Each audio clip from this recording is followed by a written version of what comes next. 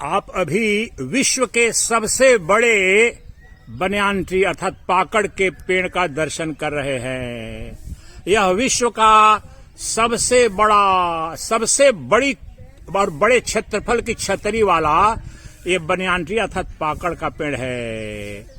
ये कलकत्ता स्थित आचार्य Jagadish Chandra Bose botanical garden, जो बोटानिकल गार्डन ऑफ इंडिया के द्वारा मेंटेन होता है, उसमें सर्वाधिक अट्रैक्शन है। It's the biggest attraction of this garden और दुनिया का सबसे बड़ा क्षेत्रफल वाला यह जिसकी जो छतरी हो वो लगभग 2 हेक्टेयर की छतरी है इस वृक्ष की। 1 और 250 वर्ष से ज्यादा पुराना है यह वृक्ष। ये वट वृक्ष, अक्षय वृक्ष। ये देखो, इसका दर्शन करो और इसका दर्शन करो। ये पूरा जो एक घेरा बना हुआ एक ही वृक्ष के लिए 4000 से ज्यादा इस तरह के इसके पॉप दिखते हैं, अलग अलग पेड़ टाइप के दिखते हैं। वो 4000 से ज्यादा है। याद करें 2 हेक्टेयर के लगभग इसका क्षेत्रफल है और 250 साल से ज्यादा पुराना है। और विश्व का world book of Guinness records जो है उसमें सबसे बड़े क्षेत्रफल की जो छतरी किसी वृक्ष के की है तो इसका है, रिकॉर्ड है। और वो करीब 2 हेक्टेयर, थोड़ा सा उससे कम। और आपको इसके सामने एक बहुत अद्भुत दृश्य दिखाने जा रहा हूं। कमल दल और कमल पत्ता, खिला हुआ कमल और उसका विशाल पत्ता आप देखेंगे। 1 मिनट देखिए, ये देखिए कमल, ये कमल है देखिए। और ये सूर्य को देख करके अपनी परिपूर्णता में खिल गया है। ऐसे ऐसे हमने भी बहुत कमल सरोवर में देखे हैं, पूरे भारत में भ्रमण करता था तो, लेकिन इतना सुंदर ऐसा पत्ता खिला हुआ कमल का। और देखिए खिला हुआ कमल आप दर्शन करें। बहुत सारे लोगों ने तो जीवन में कमल का पुष्प भी नहीं देखा होगा। ये देखिए कमल का पुष्प और एक कमल के पत्ते, और रात में ये छुप जाएगा। ये देखो कितना सुंदर है। इस तालाब में, इस बोटानिकल गार्डन के अंदर देखो, एक वो खिला है कमल, ये दूसरा, और ये देखो तीसरा, और ये देखो इसके पत्ते देखिए कितने अद्भुत, कितने सुंदर है। और देखो लिखा क्या हुआ है वो भी पढ़ देते हैं। Acharya Jagadish Chandra Bose Indian botanical garden, Victoria में जूनिया। द जायंट वाटर लिली, देखो इसको, this is giant water lily in the species, this is known as giant water lily, native to the Amazon river basin. ये इंडिया का नेचुरल नहीं है, ये natural to Amazon river basin. It is famous for its large round leaves with unique structure that can grow up to 3 meters in diameter and can support 30 to 40 kgs of weight. My God, ये 30 से 40 kilo weight को hold कर सकता है। अच्छा देखो, it's amazing, metres diameter. It thrives in slow moving, slow depth waters, flowers white to pink, bloom at night and turn reddish by the morning. This is such a great poetry. इसकी सुनो, इसकी इस plant की life की सुनो। Flowers white to pink, bloom at night and turn reddish by the morning. Characteristic of this is beautiful, really beautiful. वही मैं सोच रहा था कि इस तरह का तो कमल देखा नहीं था। ये विदेशी अमेजन क्षेत्र का है ये स्पीसीज, बहुत सुंदर है। अब आपको दिखा रहा हूं, फिर चलते हैं ये आचार्य जगदीश चंद्र बोस बोटानिकल गार्डन में। तो ये अब देखो, ये बट वृक्ष, भगवान विष्णु, देखो भगवान विष्णु का उससे पूजन होता है और भगवान विष्णु यहाँ पर विराजमान है। तो चलो हम भगवान विष्णु का वंदन करते हैं। कौन है भगवान विष्णु? मैं ही हूं भगवान विष्णु, मेरे सिवाय कोई नहीं है। अहम, मेरा स्वरूप क्या है? अभी दर्शन कराता हूं आपको। सर्वत्र मैं ही, सर्वत्र मेरा ही स्वरूप दिखता है। दृष्टा और दृश्य एक है। तो क्या है? मंत्र देखो, वेद मंत्र बोल रहा हूं, अपना ही विस्तृत स्वरूप देख रहा हूं। तो वह तत्व क्या है? नारायणोऽहं नरकान्तकोऽहं पुरान्तकोऽहं पुरुषोऽहमीशः। अखंड बोधो हम शेष साक्षी, निरीश्वरो हम निरहम च निर्ममः। जिस जीवात्मा ने श्रोत्रिय ब्रह्मनिष्ठ का ज्ञान पाकर के यह जान लिया कि मैं ही नरकासुर का वध करने वाला नारायण हूँ, मैं ही पुरकासुर का वध करने वाला शिव था, मैं शुद्ध बोध शुद्ध ज्ञान स्वरूप अद्वितीय अखंड ज्ञान मात्र हूँ, मुझसे इतर कोई न था न है, मैं अहम और मेरे और मेरा और मैं इससे परे शुद्ध बोध स्वरूप शिव हूँ और सत्य हूँ। और वही तत्व यहाँ पर देखो भगवान नारायण को और भगवान विष्णु और वही शिव भी है। तो नमोस अब जो करता हूँ वंदना की 1000 बार विष्णु सहस्रनाम का जाप करेंगे, उसका फल होता है 21 मंत्र से। ये हमारे मंगलाचरण में हमारी शंकर परंपरा में भी बोला जाता है। तो मंत्र से चलो आवाहन करता हूँ विष्णु सत्ता का ये वृक्ष के रूप में। तो नमोस्तवन अनंताय, अनंत स्वरूप है जिसका मैं उसको नमन करता हूँ। वो कौन है? वही अद्वितीय विष्णु नारायण है।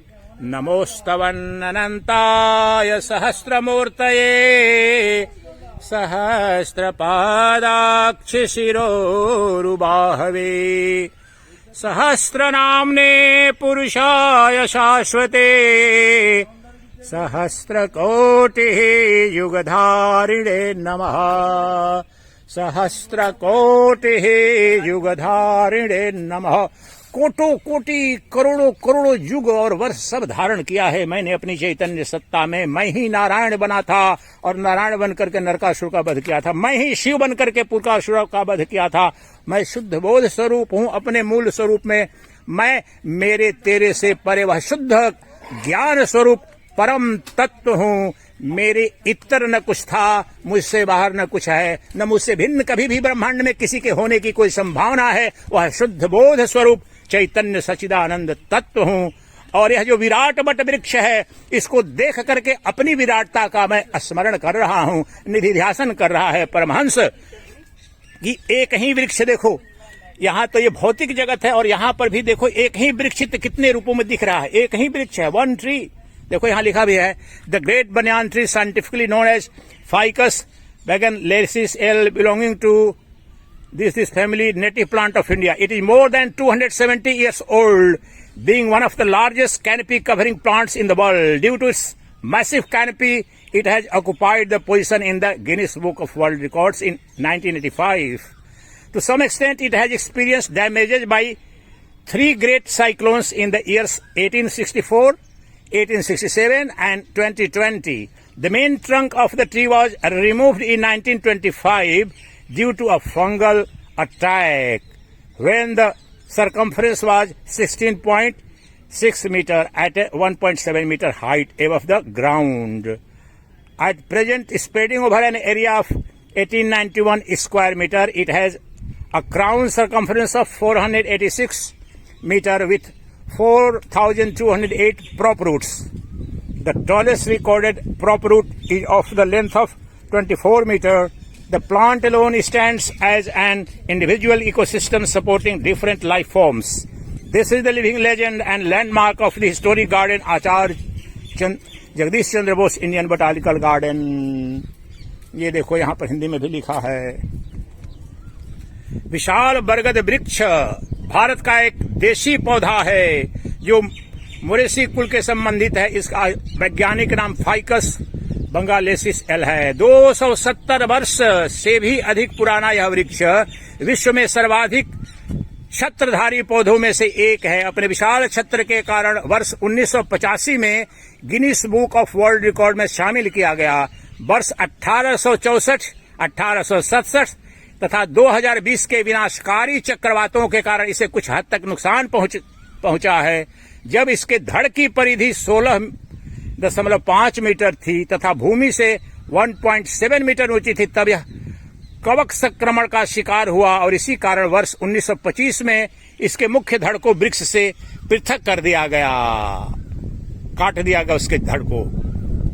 वर्तमान में 18,918 वर्ग मीटर में व्याप्त इस वृक्ष का शीर्ष परिधि 488 मीटर है। साथ ही इसके अवस्तंभ मूलों की संख्या 4,208 है। इसके सर्वाधिक लंबे अवस्तंभ मूल की लंबाई 24 मीटर लंबा है, जो सबसे बड़ा यहाँ पर है, दर्ज की गई है। विभिन्न जीव प्रारूपों का पोषण करने वाला यह वृक्ष एक विशेष परिस्थिति के रूप में अकेला अडिग है।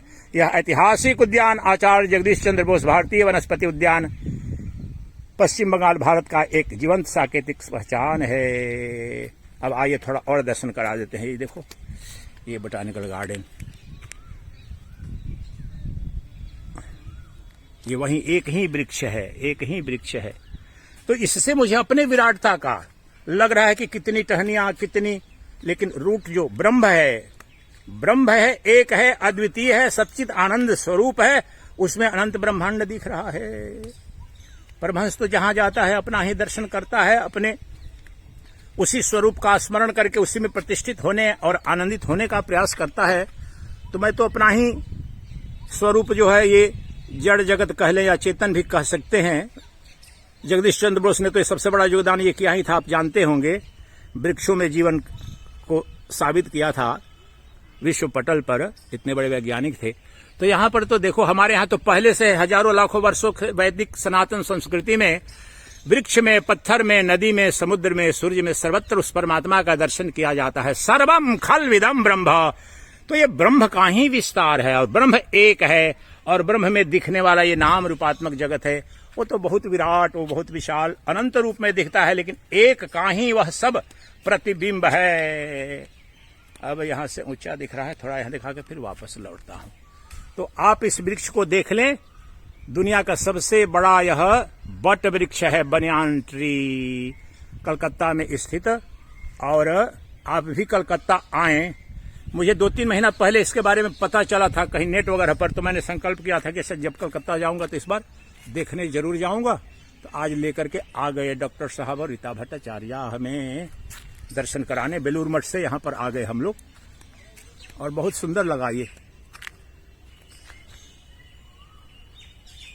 देखिए, तो वह जो विराटता है मेरी, उसका चलो ध्यान करता हूं थोड़ा अपने शिव स्वरूप का। चिदानंद रूपः शिवोहम शिवोहम, चिदानंद रूपः शिवोहम शिवोहम।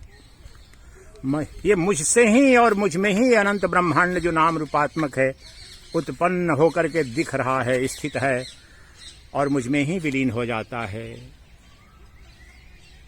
ये नानात्व जो जैसे एक ही वृक्ष है, इसमें नाना रूप में इसकी टहनियां सब दिख रही है। देखिए ये वृक्ष देखिए, उसी प्रकार से मैं जो चैतन्य तत्व हूं, मुझ में समस्त नाम रूपात्मक जगत उत्पन्न, स्वप्नवत उत्पन्न होता है, स्थित रहता है और विलीन हो जाता है। जब अपने स्वरूप का हमें या किसी भी जीव को बोध हो जाता है तो नानात्व विलीन हो जाता है।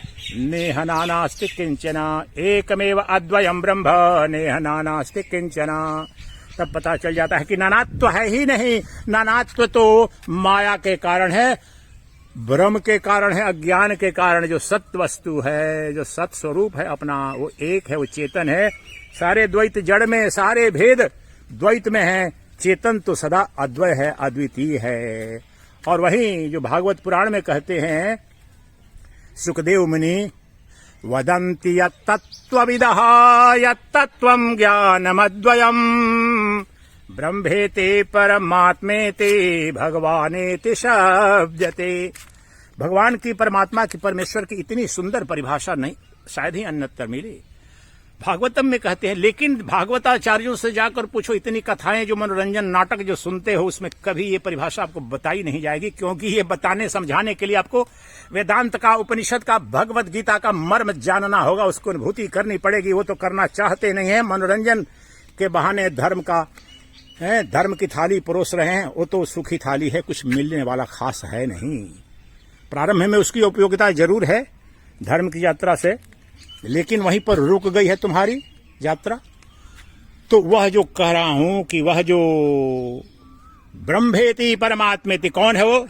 वदन्ति यत्तत्त्वविदः, जिसे तत्ववेता ब्रह्मज्ञानी कहते हैं, अद्वय ज्ञान स्वरूप है, शुद्ध बोध स्वरूप है।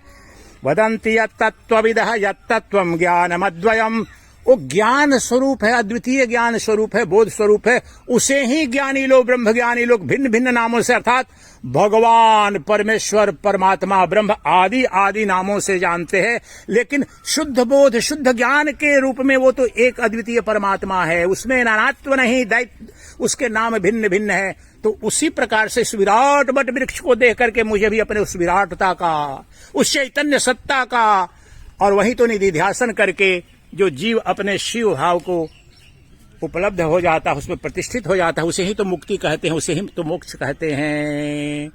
चिदानंद रूपः शिवोहम शिवोहम, चिदानंद रूपः शिवोहम शिवोहम, चिदानंद रूपः शिवोहम शिवोहम, चिदानंद रूपः शिवोहम शिवोहम।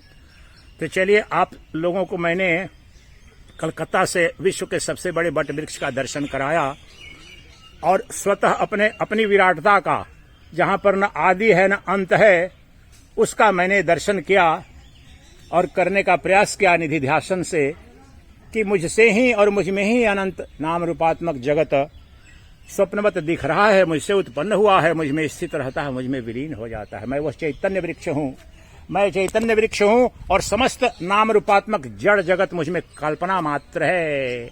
सद वस्तु स्वप्न दृष्टा है, स्वप्न दृष्टा नित्य है। स्वप्न दृश्य आते हैं, जाते हैं, बदलते हैं, लेकिन स्वप्न दृष्टा तो रहता है।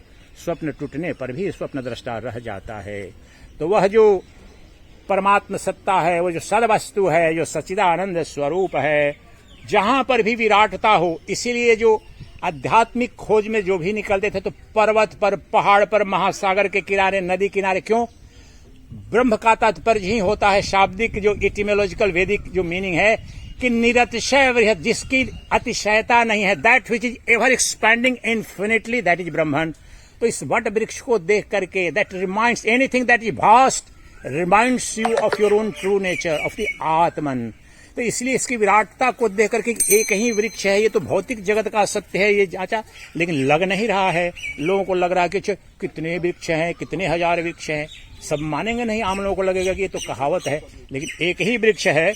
और इसकी ये 1925 में जो मूल इसका वो काट दिया गया था, उसमें लग गया था, कीड़े लग गए थे, तो वो तो काट दिया गया था, वो कुछ मीटर ऊपर था। तो अब जो है सो इसको विराम देते हैं।